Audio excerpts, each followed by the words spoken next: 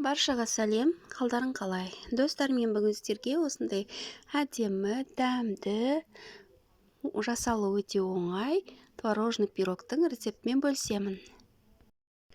Бісмилла деп, ең алдымен үй температурасында еріп тұрған сармай керек, жұмсақ сармай, ұн керек, разрыхлитель керек, қант керек, жұмыртқа керек.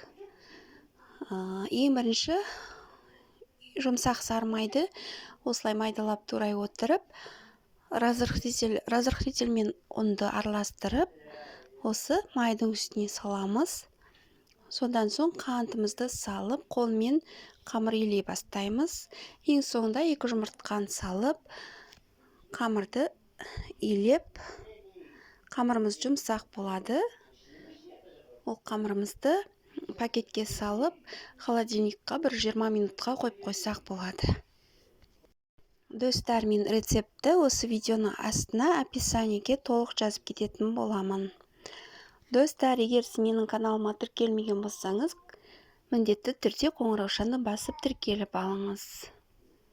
Және де лайк басып, комментарий жазып кетіңіздер, достарыңызбен бөлісіңіздер.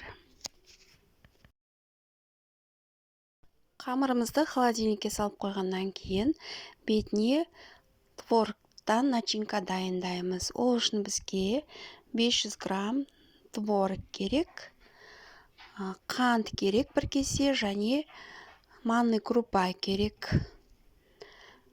Алдымен творогымызды осылай жақсылап езіп аламыз. Блендеріңіз болмаса, осылай қасықпен езсеңіз де болады. Қантымызды салып, араластырып, жақсылап езіп отырамыз. Содан соң 2 жұмыртқамыз салып, жақсылап араластырып, түйіршіктер болса, түйіршіктердің бәрін жақсылап езіп шығамыз осылай. Содан соң ең соңында 2 қасық манный крупаны саламыз.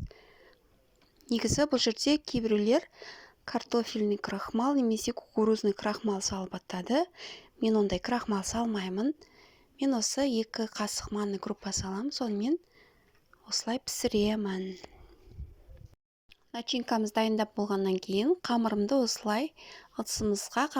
осылай жайып шығамыз. Астын жұқа етіп, шетін кішкене қалыңдау етіп жайып шығамыз. Содан соң үстіне дайын болған творогты қоспамызды құйып, қызып тұрған печкада 180 градуста 35-40 минутта пісіріп аламыз. Мына осындай әдемі, дәмді пирогымыз дайын. Достар, міндетті түрде осы рецепт бойынша жасап көріңіздер. Сіздерге ұнайды деп ойлаймын. Және де бұны пирогты кесетін кезде ыстық күйінде кеспейміз. Міндетті түрде суытып 3-4 сағат өткеннен кейін кесу керек. Видео ұнап жатса, лайк басып, комментарий жаза кетіңіздер. Рахмет.